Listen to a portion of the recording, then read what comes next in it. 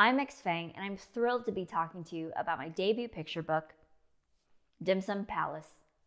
This book is a love letter to my favorite food and pastime, dim sum.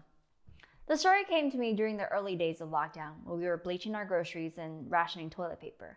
I found myself longing for dim sum, not just the food, but the entire production of it. I missed the chaotic gatherings, I missed the overstimulating decor, I even missed the surly waitstaff zipping by in their carts as you try to wave them down. This longing quickly turned fantastical. I didn't just want a dumpling, I wanted a giant dumpling. No, better yet, I wanted to be made into a dumpling, so I'd have to eat my way out in order to survive.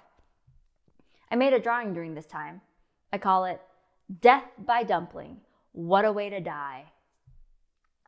It was this visual of a tiny person in a giant dumpling that sparked the story idea. I was reminded of my favorite picture book, In the Night Kitchen, by a little-known author-illustrator named Maurice Sendak. His book always resonated with me because I come from a family and a culture where food is a love language. There's nothing more comforting to me than being in a kitchen, surrounded by delicious food and extremely bossy chefs. So I began working on this book that is a nod to In the Night Kitchen and a tribute to the countless dim sum memories I've had with family and friends over the years. Now here's a little video about my process. I'm going to talk about my favorite illustration I did for the book. It's the scene where our main character, Liddy, realizes that the food looks too good and she just has to take a bite. It was important for this drawing to look delicious, so lots of research went into this drawing. Lots of calories were consumed and weight was gained for the sake of art. It's like method acting, where the method is eating a lot of dim sum. I start with a small sketch where I create a rough composition to get a general idea of how I want the page to look and feel.